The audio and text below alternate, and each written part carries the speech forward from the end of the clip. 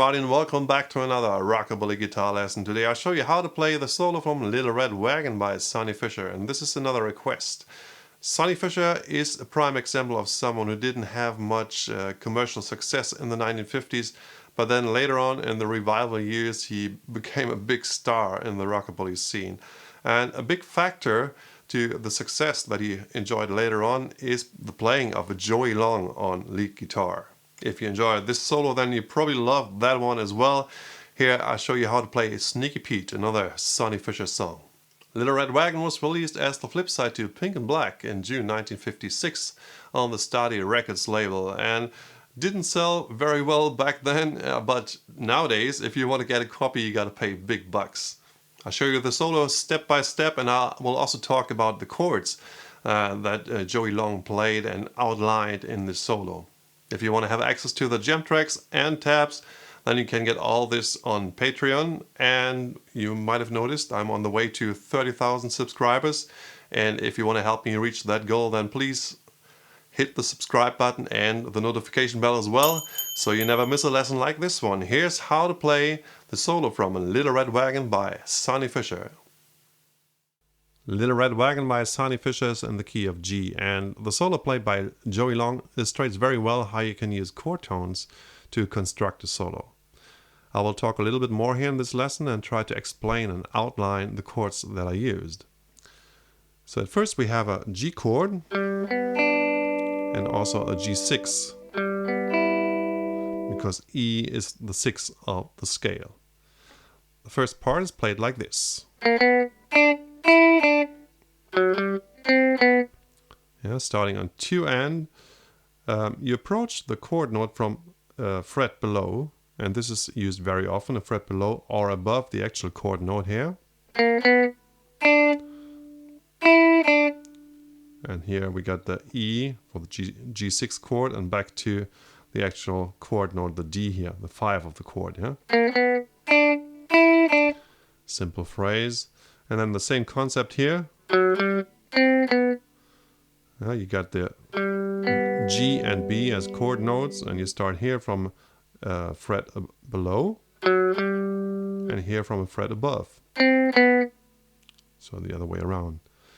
So one more time, the whole first part complete.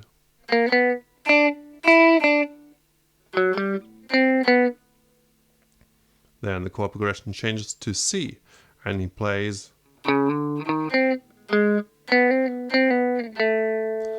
the last note belongs to the phrase, but it's actually part of the next chord already, which is A, that follows the C. But we start this phrase here with a chromatic run that could end here on the E, which is the 3rd of the C chord.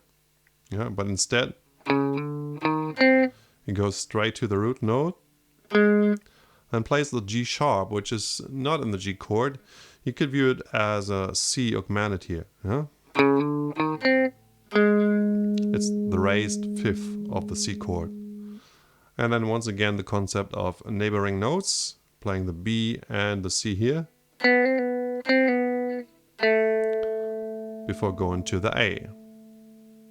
What we got so far is this.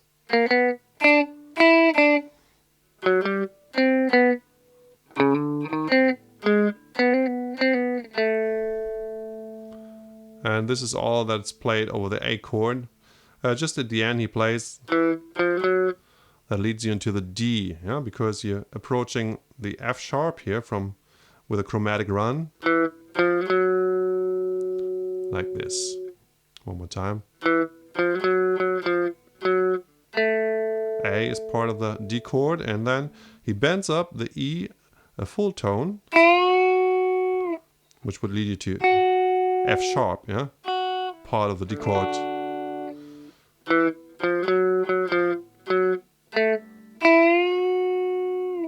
And then back to G. And these are just chord notes of the G chord. And this ends the first part of the solo. So one more time. Starting on 2 and 1, 2, 3, 4, 1, 2.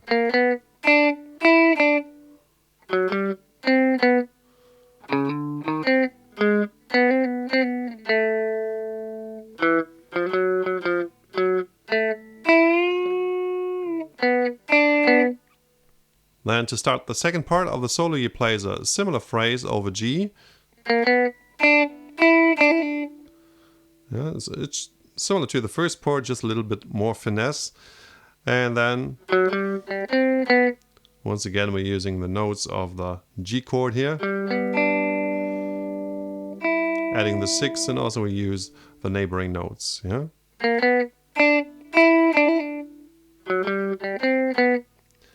Then for the transition from C to A, he plays, and you can view it as going down chromatically from C, E shape, to A, but we're using just the G and the E string.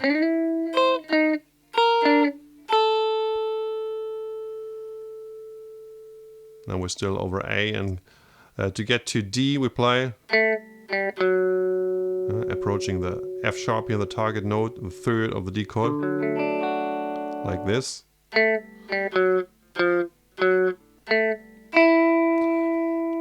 Here, instead of bending up a full step, he just bends up a little bit, and so the E is not part of the D chord, but you could view it as a D9, yeah, where you have the E in the chord, because E is the second note of the D scale. One more time this part.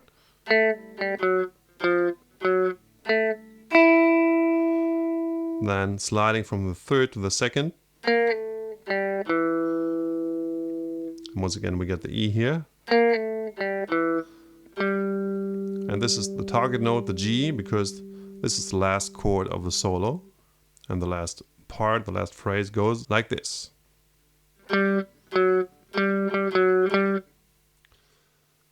So here's a full solo played at half the speed of the original, which is at 96 beats per minute.